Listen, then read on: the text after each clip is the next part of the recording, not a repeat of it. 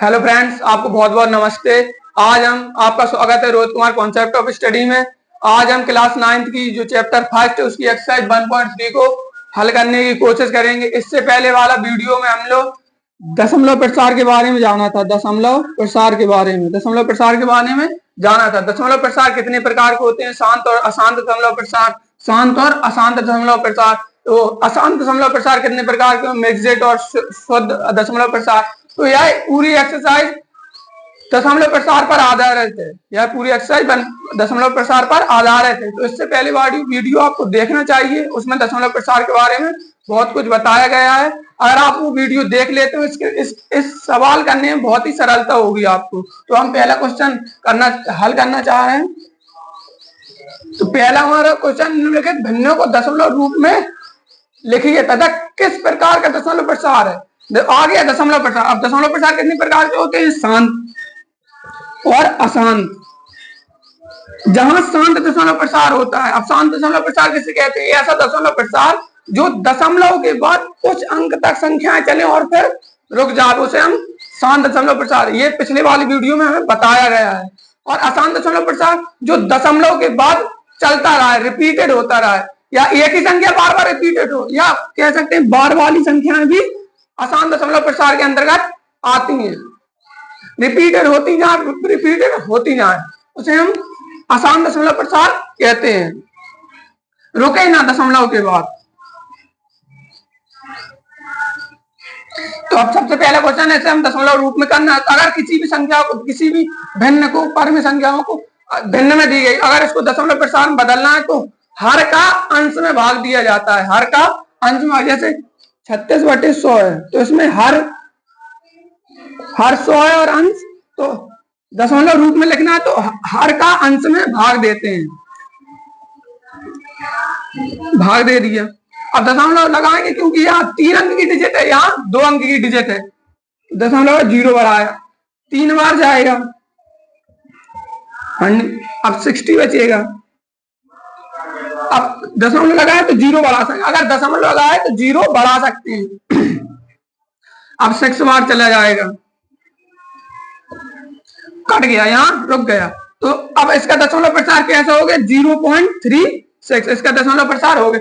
ये दशमलव कुछ अंक तक रुक गया, दशमलव के बाद कुछ अंकों तक यह दशमलव प्रसार रुक गया, तो यार टर्मिनेटिंग डेसिमल होगा। टर्मिनेटिंग मतलब शांत दशमलव प्रसार हो जाएगा, क्योंकि दशमलव के बाद कुछ अंक तक रुक गया। अब अगला क्वेश्चन देखेंगे, पहला क्वेश्चन का दूसरा जो क्वेश्चन है, जैसे 1.11। तो अंश का हर में भाग दिया जाता है, तो 11 का भाग दे देंगे 1 में। भाग नहीं जाएगा क्योंकि वहां 2 डिजिट की संख्या है, 1 डिजिट की संख्या है। दशमलव आगे 0 बढ़ा देंगे। 0 बढ़ाएंगे तो अभी भी नहीं जा रहा, क्योंकि यह 11 या 10 है, तो छोटा है, यह छोटा है। दशम बाहर का ले लेते, अब ये छोटा है। अब फिर एक 0 बढ़ा लगाएंगे तो यहाँ पर भी एक 0 बढ़ा। दशमलव से सिर्फ एक ही 0 बढ़ा सकते हैं एक बार में, और 0 लगा देंगे तो 2 0। अब ये संख्या बड़ी हो गई।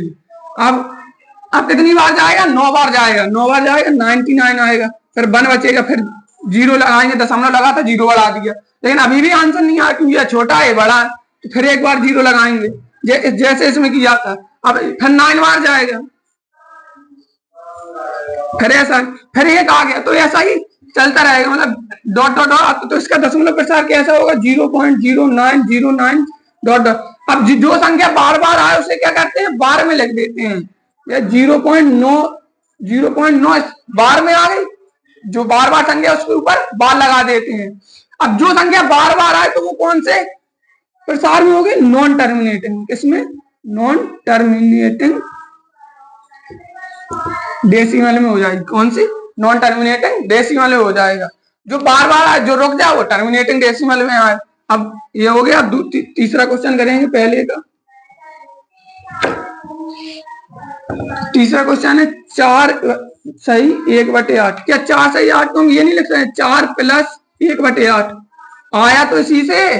अब 4, अब ऐसा क्यों कर दिया? क्योंकि हमें इसमें गुणा करते थे। अब जैसे अगर इसको ऐसा भी लिख सकते हैं, 8 8 चौको 32, 33 33/8। अब 8 का भाग 33 देंगे तो दशमलव प्रसार आएगा, वो भी अब हम इससे भी करके देख लेते हैं। अब 1/8 का हम दशमलव प्रसार निकालेंगे पहले। अब दशमलव प्रसार करना हो तो हर का अंश में भाग दिया जाता है। दशमलव आएंगे, छोटी अंक है, 0 आ गया। अब एक बार जाएगा 8, 2 बचा, फिर 0 लगाएंगे क्योंकि दशमलव लगा है। अब 2 बार जाएगा 16, 4, फिर दशमलव लगा है तो 0 बढ़ा सकते हैं, फिर 5 बार जाएगा, क्रॉस हो गया, रुक गया, शांत हो गया। तो 4 प्लस अब 1/8 का दशमलव प्रसार क्या हुआ? 0.125, 0.125। अब इनको जोड़ देंगे क्योंकि प्लस लगा है, प्लस कहां से आया? इस वहां से, तो 4.125 आया। ये दशमलव के बाद संख्या क्या हो गई? रुक गई। 5 के बाद संख्या आ नहीं गई, ना ही संख्या रिपीट हो रही, तो ये कौन सा दशमलव प्रसार होगा? टर्मिनेटिंग डेसिमल होगा। टर्मिनेटिंग मतलब शांत दशमलव प्रसार होगा। यही तो हमें पता नहीं, इतना पहले हमने दशमलव रूप में कर लिया, पहला हो गया। फिर यहाँ क्या कह रहा है? दशमलव प्रसार ही बताइए, तो हमारा ये दशमलव कौन सा प्रसार होगा? टर्मिनेटिंग डेसिमल होगा। अब हम अगला क्वेश्चन करेंगे इसी का, और इस एक्सरसाइज में थोड़ी बड़ा वीडियो बनेगा क्योंकि यह एक्सरसाइज पूरी सॉल्यूशन पर है, इसमें हर क्वेश्चन को सॉल्यूशन करना। अब 3/13 आएगा। अब इसका दशमलव प्रसार निकालेंगे, हर का भाग अंश में दिया जाता है, 13 का भाग 3 में देंगे। छोटी संख्या है तो दशमलव लगा दिया, 0 बढ़ा दिया, 2 बार जाएगा 26, 4 बचेगा 0, फिर 3 बार जाएगा, 1 बचेगा। दशमलव लगा तो हम क्या बढ़ा सकते हैं? 0 बढ़ा सकते हैं। अब अभी भी ये छोटी संख्या है, 13 ये 10 है तो ये छोटी है, तो हमने कहा अगर छोटी हो तो एक 0 लगा दें। क्या 0 लगा तो यहाँ पे एक 0 बढ़ जाएगा। अब बढ़ी, अब चला जाएगा, अब 7 टाइम जाएगा 91, बचेगा 9। करते जाएंगे जहां तक आएगा, जहां तक चलता रहेगा वहां तक करते जाएंगे। तो दशमलव लगा तो हम 0 बढ़ा सकते हैं। अब जाएगा 6 टाइम 78, 12 बचेगा। अब क्या लगाना है? अभी छोटी है, मतलब छोटी तो है लेकिन अभी दशमलव का 0 नहीं लगाया, दशमलव का 0 लगा। अब फिर जाएगा 9 बार, अब 3 आ गया। क्या आ गया? 3। तो यहाँ फिर से शुरू हो जाएगी क्योंकि हमारा सवाल तो 3 ही पे था, तो फिर से शुरू हो जाएगी। फिर तो यह संख्या कैसी हो जाएगी? रिपीटेड होती चली जाएगी, यह संख्या यहाँ तक चलती आएगी। तो अब इसका दशमलव प्रसार क्या हुआ? 0.230769। अब बार बार आ रहा तो इस पर हम लिखते हैं 2.306769 पर बार हो जाएगा क्योंकि यह संख्या बार बार रिपीट होगी। 2306769 बार बार होगी।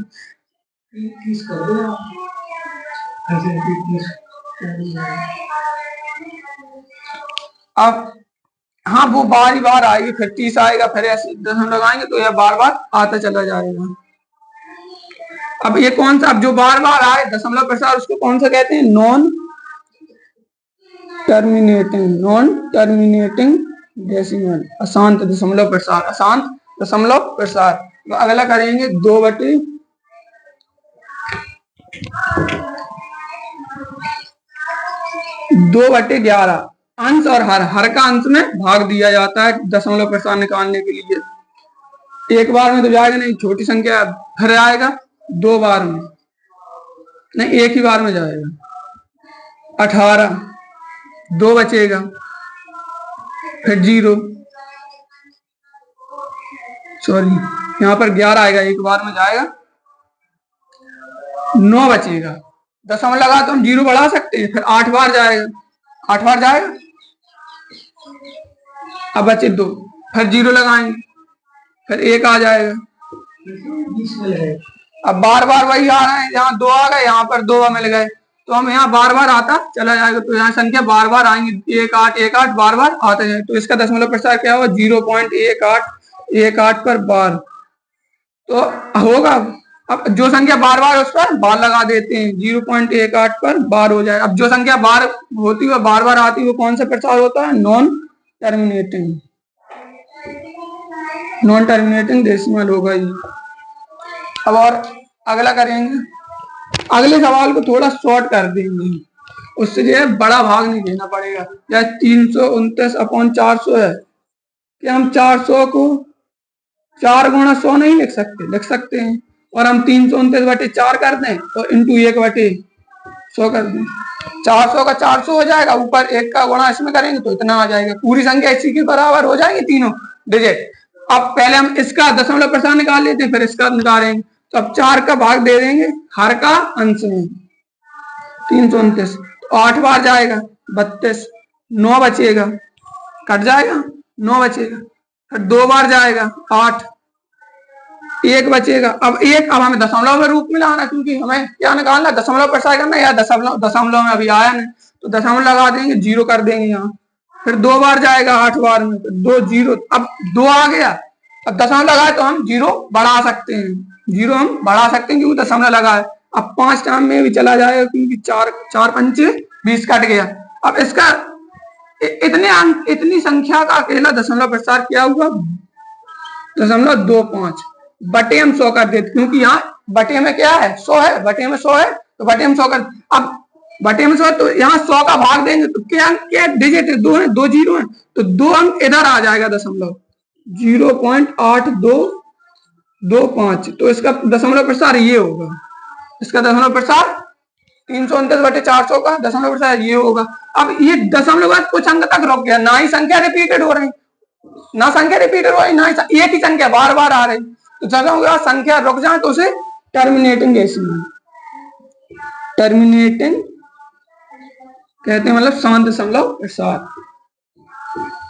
अब क्वेश्चन हो गया, हम दूसरा क्वेश्चन हल करने की कोशिश आते हैं। यह एक्सरसाइज पूरी एक्सरसाइज दशमलव प्रसार पर ही आधारित है, तो आपको पिछला वाला वीडियो देखना पड़ेगा, उसमें दशमलव के प्रसार में बहुत ही डीपली बताया है कि दशमलव प्रसार कितने प्रकार के होते हैं, फिर उसके एग्जाम्पल भी दिए गए उस वाली वीडियो में, तो आप कृपया करके उस वाली वीडियो को देख लें। दूसरा क्वेश्चन 1/7, हमें 1/7, यदि 1/7 को 0.14 इतना है, तो वास्तव में लंबा भाग दिए बिना क्या आप यह बता सकते हैं कि 2/7, 3/, हाँ बता सकते हैं का दशमलव प्रसार क्या हो। जैसे हमें 1/7 का दशमलव प्रसार दिया गया 0.142857 पर बार का मतलब यह संख्या, इतनी संख्या पूरी बार बार आ रही है। अब हमें इसका बिना भाग दिए, बिना भाग, ये जैसे ये दशमलव प्रसार कैसे निकला, तो 7 का भाग 1 में दिया तभी तो ये दशमलव प्रसार निकला। और हमें 2/7 का, अगर हमें 1/7 का नहीं दिया होता तो हमें 7 का भाग 2 में देना पड़ता, तब इसका दशमलव प्रसार। लेकिन इसका दशमलव प्रसार हम ऐसे भी निकाल सकते हैं, 2 गुणा 1/7, 2 एकम 2, 2 आ गया, नीचे 7 का 7, क्या यह इसके बराबर है। और हमें इस रूप में क्यों लिया, क्योंकि हमें इसका मान हमें ज्ञात है, कितना है, इतना है, तो 2 गुणा, अब इतने इसका मान रख देंगे, इसका मान कितना है 0.142857 पर बार। अब इसका जब हम मल्टीप्लाई करेंगे जो आंसर आएगा वही इसका दशमलव प्रसार होगा। अब इसका गुणेंगे 7 दूनी 14, 7 पंचे 20, 10 हासिल 1, 16 1 17 हासिल 1, 2 दूनी 4 1 5, 4 1 5 और 8 2, दशमलव का दशमलव, 0 का 0 और इस संख्या पर बार, क्योंकि यहाँ पर भी बार लगा था। तो यार ये 2/7 का मान कैसे हुआ, 0.285714, ये 2/7। अब जैसे अब 3/7 का निकालना, तो इसी पर आज 3/7 का निकल जाएगा, 3 गुणा 1/7 का मान। अब ये 3 एकम 3, 7 एकम 7, 7 आ गया नीचे, 3 ऊपर है। अब 3 गुणा 1/7 का मान रख देंगे, कितना है 0.142857, 0.142857 पर बार। 3 का ऐसे जिस पे इसमें गुणा किया था इसमें भी गुणा कर देंगे, 1 भाग जाए, गुणा कर रहे हैं बस, 2 हासिल 15, 2 17 हासिल 1, 24 1 25 हासिल 2,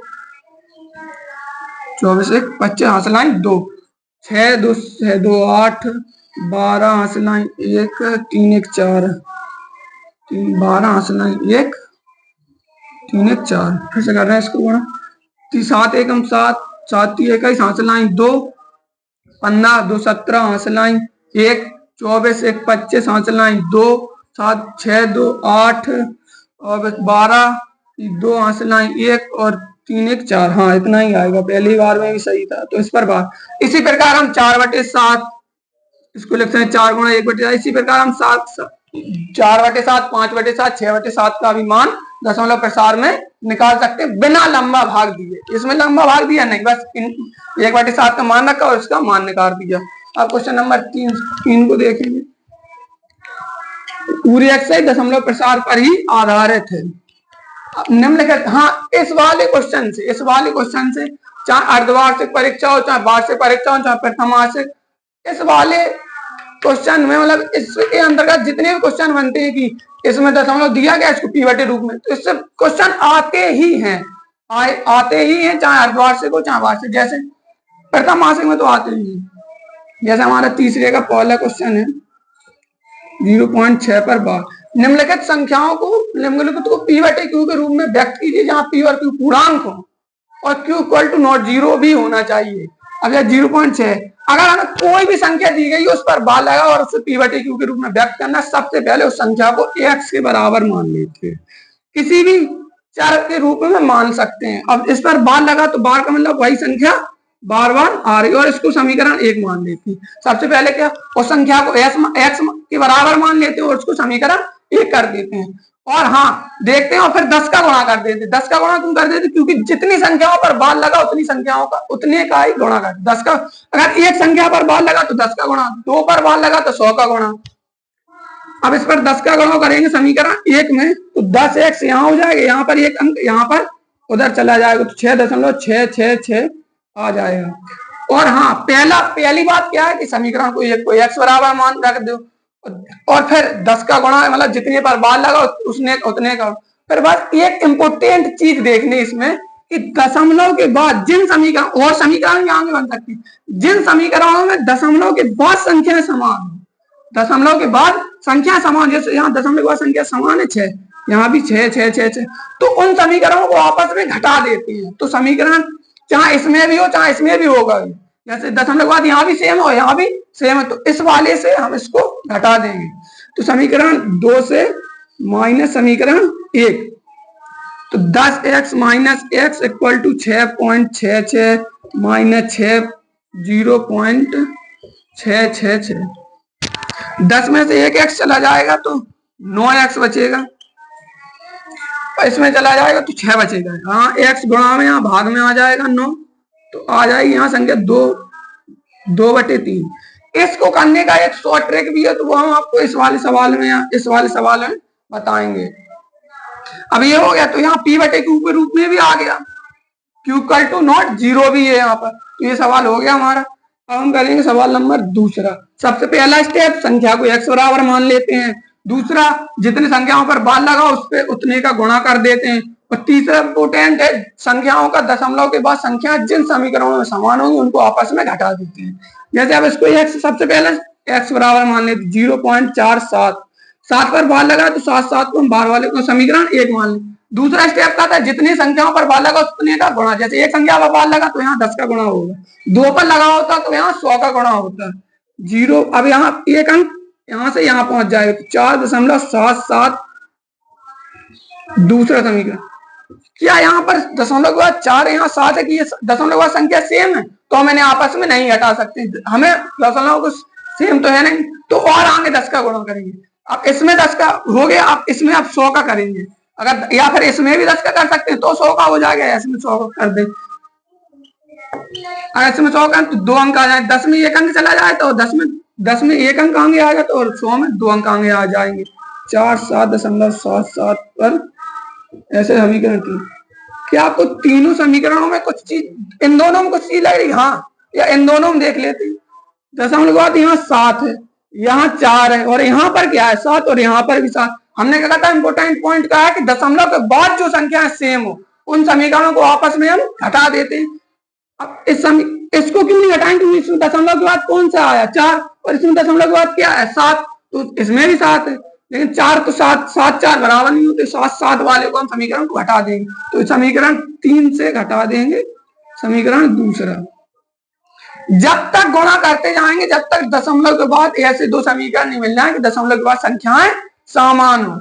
अब 100 में से 10x चले जाएंगे तो 90x बचेगा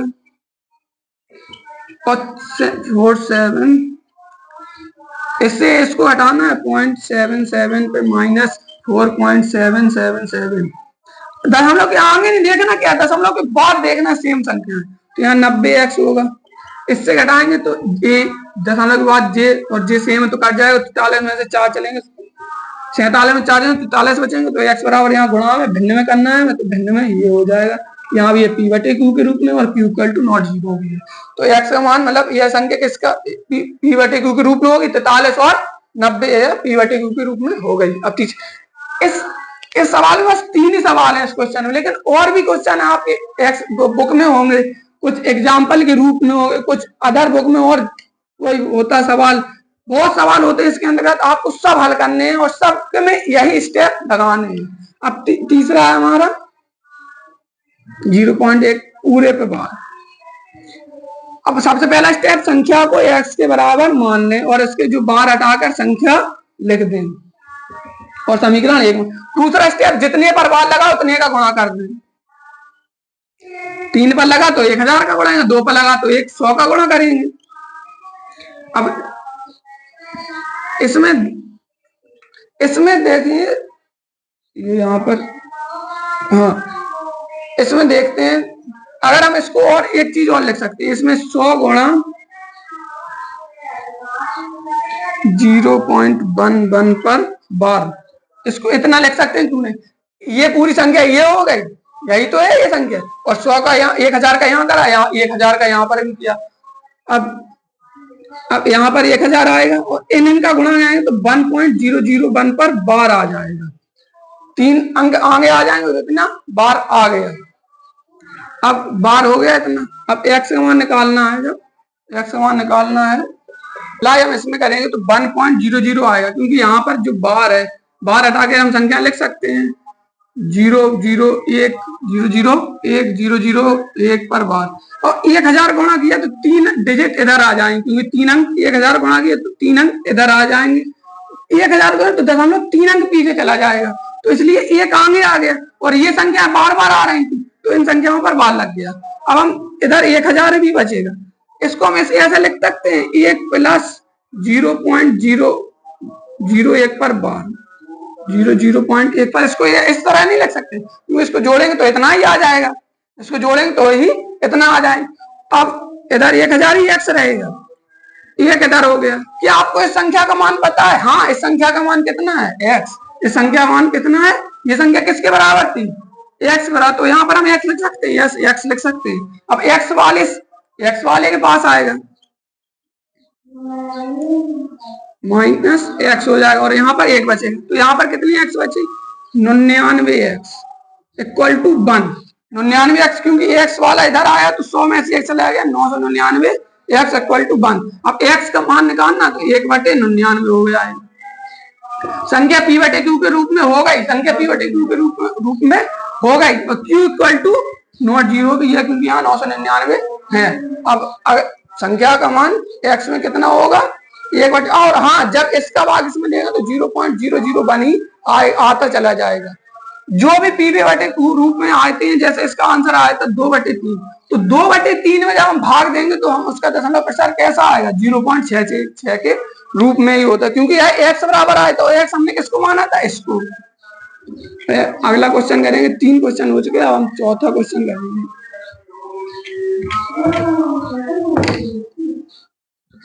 चौथा क्वेश्चन 0.9999 को p बटे q रूप में व्यक्त कीजिए। सबसे पहले इसको हम p बटे q के रूप में व्यक्त करें।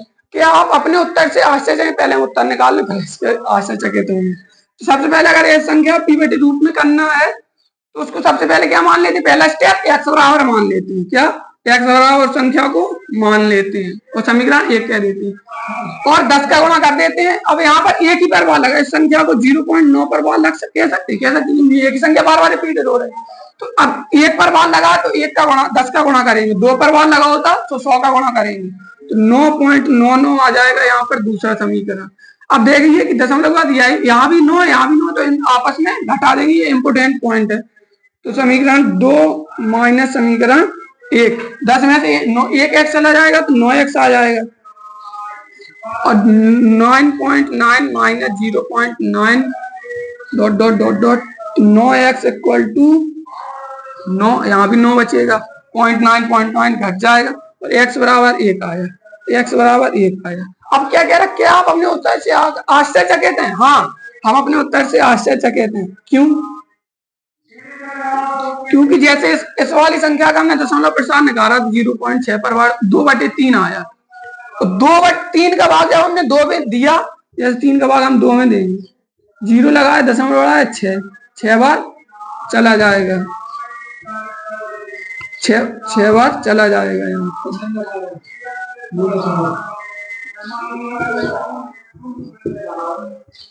ऐसा ही 2 बचेगा, फिर 6 बार चला जाएगा, त्रिसंग 18 ऐसे चला जाएगा। तो यहाँ तब 3 का भाग 2 में लेंगे तब हमें 0.6 प्राप्त हो गया, 0.6। लेकिन यहाँ किस में भाग दें, एक अगर यहाँ p/q के रूप में कर लें 1/1, तो 1 का भाग 1 में दिया तो 0.099 नहीं आया, इसलिए हम अपने उत्तर से आश्चर्यचकित हैं। अब हम अगला क्वेश्चन करेंगे। अगला क्वेश्चन थोड़ा बड़ा है लेकिन उसको शॉर्ट करेंगे। 1/17 5वां क्वेश्चन है कि दशमलव प्रसार के अंकों का पुनरावृत्ति खंड में है, अंकों को अधिकतम संख्या, मतलब इस सवाल में कुछ नहीं, ये कह रहा है जब 1/7 का जब हम दशमलव प्रसार निकालेंगे तो वह अधिकतम कितने अंकों तक जाएगा, तो हम निकाल लेते हैं, बड़ा होगा तो छोड़ देंगे। और इसका आंसर कुल मिला के 16 से 17 अंकों तक जाएगा। 16 से 17 कुछ अंक हम निकाल कर देख लेते हैं, जैसे 17 का भाग हमने 1 में दिया, क्योंकि इस सवाल को अगर हम बहुत बड़ा करेंगे तो बहुत बड़ा चला जाएगा। 16 अंक तक जाना, हम 3-4 अंक तक अपन निकाल लेते हैं। 0 लगा, 0 बढ़ा है, अभी भी नहीं जाएगा क्योंकि 10 है यहाँ 17 है, 0 बढ़ा आया, 100 हो गया। 5 टाइम आएगा, 17×5 = 85, 15 बचा। दशमलव अब छोटा दशम लगाए तो 0 बढ़ा सकते हैं, दशम लगाए तो 0 बढ़ा सकते हैं। 17 बार इतने दिया तो 5 बार जाएगा। फिर अब आएंगे 17 8 136, 14 बचेगा, दशमलव लगाया 0 बढ़ाया, दशमलव लगाया तो हम 0 बढ़ा सकते, 3-4 अंक तक निकाल लें तो क्योंकि जाएगा 16-17 अंकों तक जाएगा, बस वहीं तक जाकर रुक जाएगा। अब फिर जाएगा, फिर 8 बार जाएगा,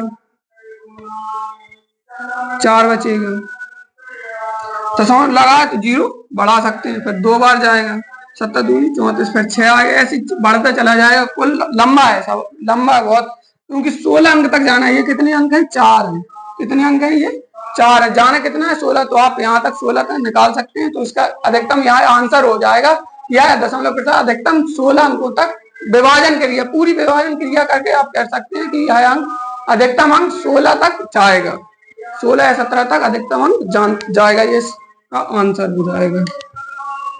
अब क्वेश्चन नंबर 6, इसमें हम बताएंगे 5.55 ...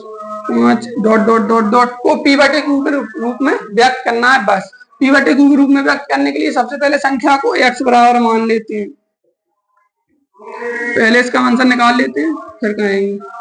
अब कितने पर वाला, इसको हम यह लिख सकते हैं 5.5 पर बार, 5.5 पर बार।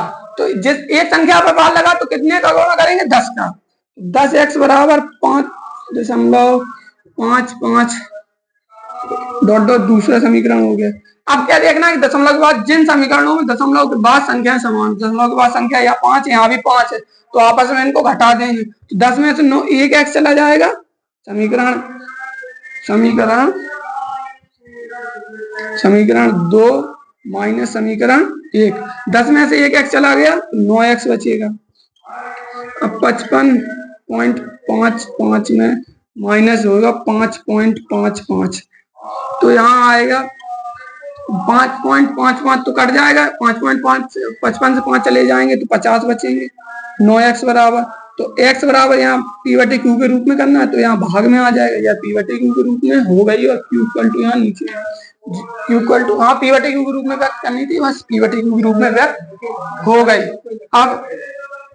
अब इसमें हम शॉर्ट ट्रिक क्या है, यहाँ पर कितना था 9x हो जाएगा, यहाँ x इक्वल टू 50 के 9 हो जाएगा, ये p/q के रूप। अब इसमें शॉर्ट ट्रिक क्या है, घटते हुए भी समीकरण देख लेते हैं। जैसे समीकरण 2 - 1 है यहाँ पर, तो समीकरण 1 में दायां पक्ष लिख देंगे, पहले 10x - x, फिर 55, समीकरण 2 पहले घटाएंगे, फिर समीकरण 2 से ये घटाएं तो 2 वाला पहले लिखेंगे समीकरण की, माइनस 5.55 पर बार। अब 10x, ये समय 10x से एक x चला गया तो 9x, और इतने से इतने घटाएंगे तो 50, क्योंकि 0.5 से 0.55 कट जाएगा और 55 में से 5 चले जाएंगे तो 50 बचेगा। अब p/q के रूप में हम पहले भी ला चुके, अब भी लाएंगे, 50/9 हो जाएगा। ये गुणा में था, यहाँ पर भाग में आ गया, जो p/q के रूप में हो गया। तो p/q के रूप में ही तो व्यक्त करना, तो p/q के रूप में व्यक्त हो गया। इसमें शॉर्ट ट्रिक ये है कि बस जे संख्या जितनी संख्याओं पर बार लगता है तो उसको बटे में लग देते हैं। अगर एक संख्या पर बार लगा है तो एक भी 9 बटे में कर देते हैं, और जो जिस संख्या पर लगा है वो भी लिख देते हैं। जैसे यहाँ पर 0.6 पर बार था, तो दशमलव के बाद यहाँ कितनी संख्याओं पर बार है? एक अंक संख्या, तो एक बार 9 लिख देंगे। 2 संख्याओं पर बार होता है तो 2 बार लिख देते हैं, और जिस संख्या पर बार है उसको भी लिख देते हैं। अब कट गया, कितना हो गया? 2/3। अब और जैसे एक वीडियो है, ऐसा एक क्वेश्चन है 0.4, यहाँ पर एक अंक पर बार है, तो सबसे पहले 9 कर देते, लेकिन यहाँ दशमलव के बाद एक संख्या पर बार नहीं है, दशमलव के बाद एक संख्या पर बार यहाँ पर नहीं है, तो पहले पूरी संख्या, इसमें अलग होता है, जब दशमलव के बाद पूरी जितनी संख्या यहाँ सब पे बार हो तो चल जाए, लेकिन एक संख्या पर ना हो तो पहले पूरी संख्या लिख देते, और जिस संख्या पर ना हो उससे घटा देते हैं, तो इस यहाँ पर आ जाएगा 43/9। आप पीछे जाकर देख लीजिए, यहाँ पर 43/9 ही होगा। अब अगला क्वेश्चन करेंगे।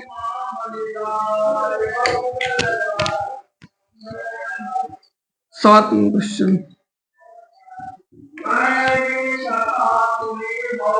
P/Q =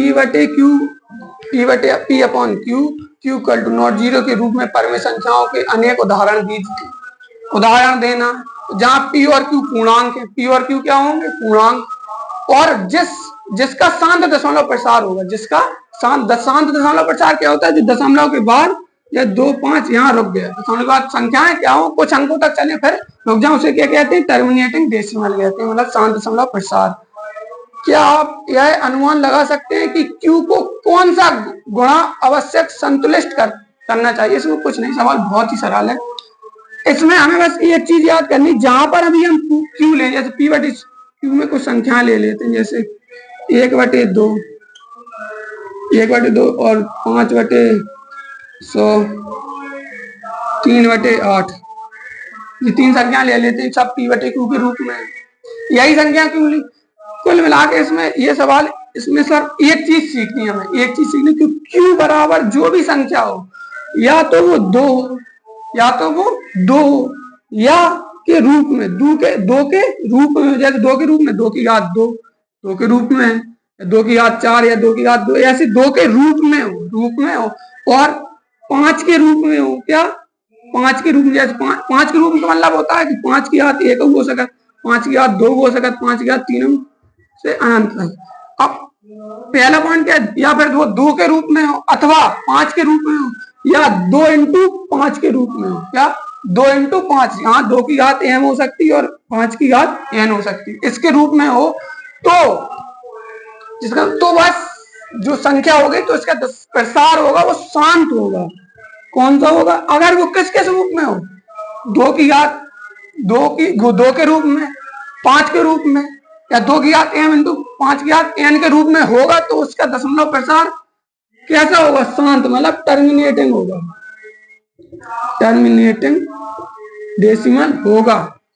अगर वह किस रूप में होगा, जैसे उदाहरण करके देख लेते हैं, बस हमें ये नोट कर ले कि रूप में किसके रूप का होगा? Q P का मतलब बात नहीं हो रही यहाँ, ट्रिपल Q यहाँ भी पूछा है, तो Q के बारे में यहाँ 3 चीजें सीखनी है कि वह 2 के रूप में होगी या 5 के रूप में होगी। 5 के रूप में कैसे? 5 की घातों में, या 2 की घात m × 5 की घात n के रूप में होगी। उदाहरण आप चेक कर लेते हैं, जैसे 1/2 है, 2 के रूप में है। अब 5/100 है, क्या हम 5/100 को 2 गुणा, जैसे हम 5/100 के गुणनखंड निकाल रहे हैं, 2 बार जाएगा 50,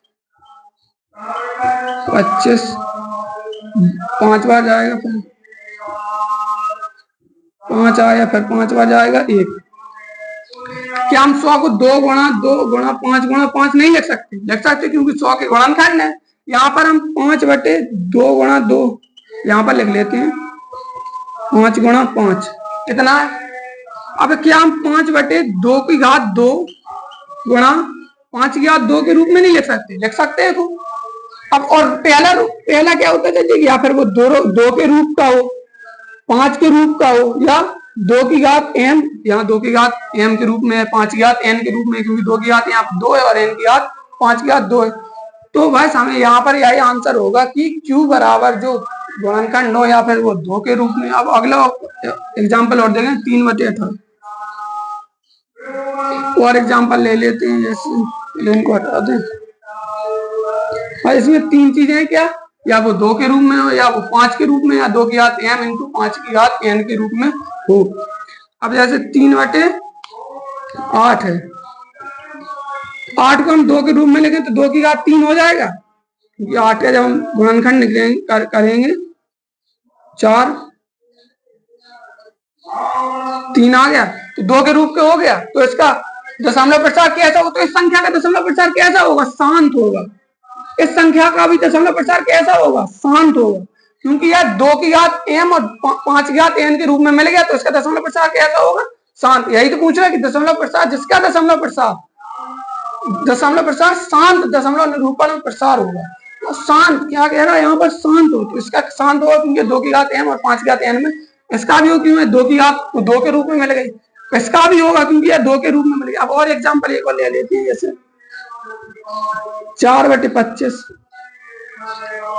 तो 25 को हम ये नहीं लिख सकते 5 की घात 2, या 2 के रूप में 5 के रूप में आ गई, तो यह इसका दशमलव प्रसार कैसा होगा, शांत।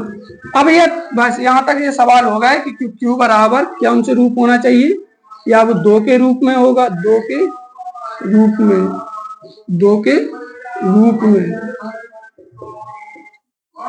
और 3 के रूप में। अब आप कह सकते कैसे हो सकता है, जैसे एक भाग करके देख लेते हैं हम लोग। जैसे अब जिसको दशमलव प्रसार निकालेंगे शांत होगा कि नहीं शांत, यहाँ तो क्लियर हो गया कि 2 के रूप 5 के रूप में हो गया तो शांत हो जाएगा। अब देख लेते हैं शांत होता कि नहीं। 25 का भाग देंगे 4 में, 25 बड़ा है 4 छोटा है, दशमलव लगाएंगे 0 बढ़ाएंगे। अब जाएगा एक बार, कितने बार जाएगा, एक बार। शांत का मतलब कुछ अंकों तक, दशमलव कुछ अंकों तक संख्याएं जाए। 15 बचेगा, कितना बचेगा 15, दशमलव लगाए तो 0 बढ़ा सकते हैं। अब 6 बार में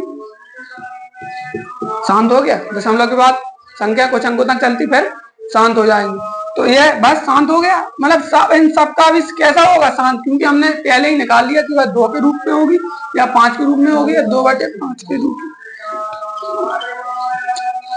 5 के रूप में जो हो गया। अब और तीसरा क्या, 2 की घात m × 5 की घात n के रूप में। अब यार पूरी एक्सरसाइज किस पर आधारित थी, दशमलव प्रसार पर। किस पर आधारित थी, दशमलव प्रसार।